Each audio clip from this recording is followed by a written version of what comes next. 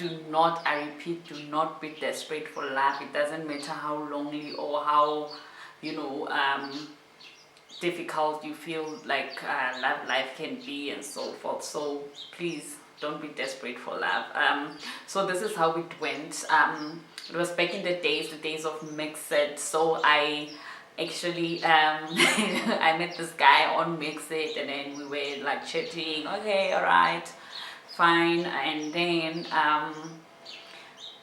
we arranged for a meeting. So we arranged that, okay, let's meet, let's hook up, all those things. And then man, all good. And then what happened is he planned to come over. We're supposed to meet, I think, for lunch or something, but then all of a sudden, like, he tells me that you know what, I'm kind of like busy now, but I'll definitely come through to your hometown, and then we can then maybe at least meet each other, even though we can't go anywhere because it will probably be late and all those things. I'm like, I know, cool, man, cool bananas. And then sharp him, this guy at him at Lagogas, and then he calls me. He's like, okay, where are you? And I'm like, no, I'm home. No, I've just arrived at Yogasi. And then he explains where he is, and that was like my home. It's my house is located somewhere around in the middle of the Gasi, and then he was at the beginning of the Gasi. So if you know Pipadong, around the industrial site, you kept gate, yes, there. And then so I'm like, okay, it's fine, I'll walk that side. And then I remember this guy who doesn't have a car in Kerbatong. It's back in those days. So I'm like, okay, we will meet along the way. You should come down and I would go up. We will meet somewhere along the way. So yes, that was the case. And then how I met this guy. I'm busy calling him. Okay, he's not picking up. Okay, ultimately he does pick up. And I'm like, okay, where are you? I remember, I think his name was Lucky.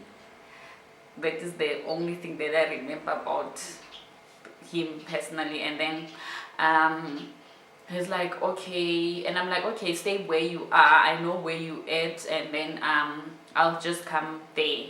And then I went, how, I'm wondering who's this guy. Hey, I'm like, so I'm seeing a guy who's dressed like old people, guys. Like, he's wearing Brentwood, he's wearing your khaki shirt. I don't know what do they call it, but the one for, what is that thing? Dickies, yes! Dickies. I'm like, what the hell? So I'm like, okay, let me check if this is the real guy that I've been talking to. How? And this guy, he was so nice. Our chat was just flowing. Hey. How? And then I call him, Hakir. This old guy is actually picking up his phone. I'm like, really? So I'm like, okay, all right. So then I move closer to where he is. I'm like, oh, hi. And then he gives me a hug. Hi. Okay, well, then he tells me, okay, good to see you, all those things. So I'm like, I'm looking at this guy. I'm looking at myself. I'm looking at you. I'm like, nah. No, it's not gonna happen. No. So, and then we went. Then I'm like, no, this guy, I'm not even going to take him inside my car. I can't be seen walking with this guy. Hey, guys. So then I'm like, no, Kerabana, it's late. So let me rather take you to the closest taxi rank because it's late. We can't go any further than where we are now.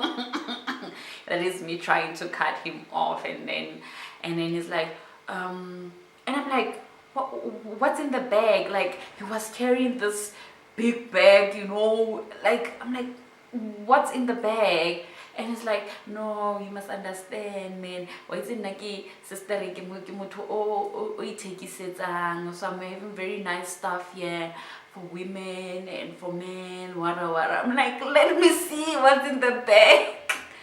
And then we opens the bag. I'm like, how about like he sold everything. There were clothes in there. There were some bags, like makeup, everything. And I'm like, no, I'm not gonna do this.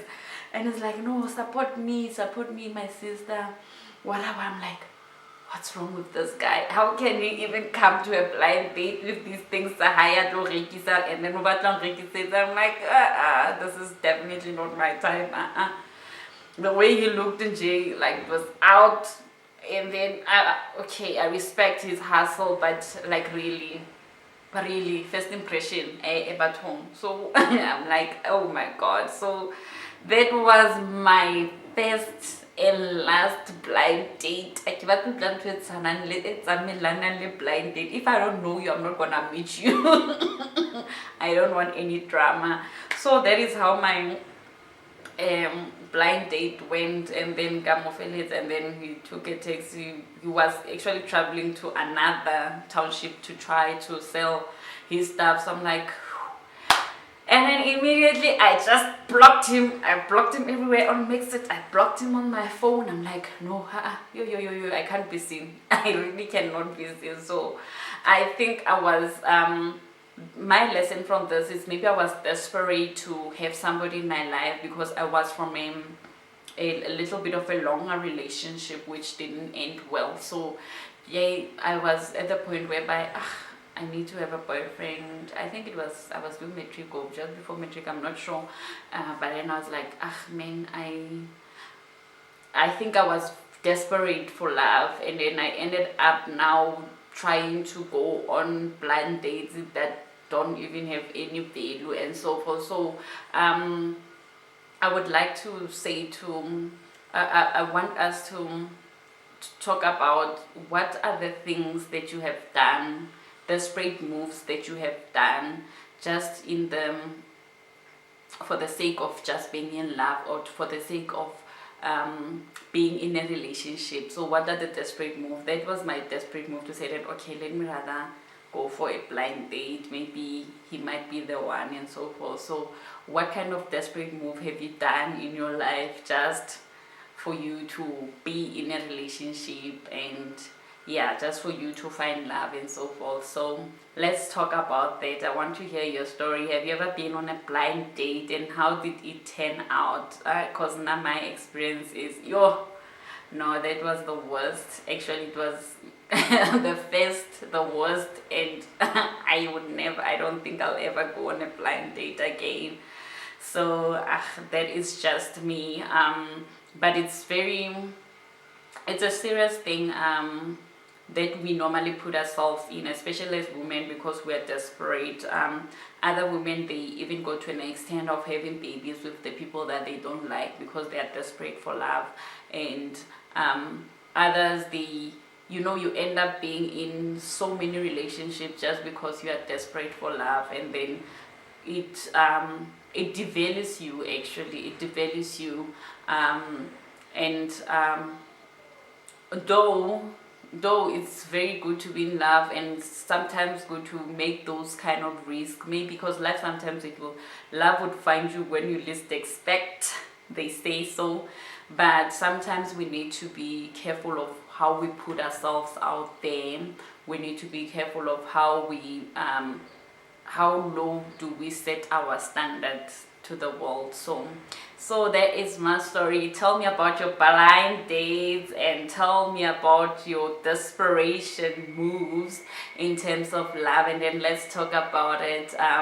Hopefully we will find our healing. We will actually value ourselves more. And yeah, so that's it for the blind date that went wrong, and for desperate love move.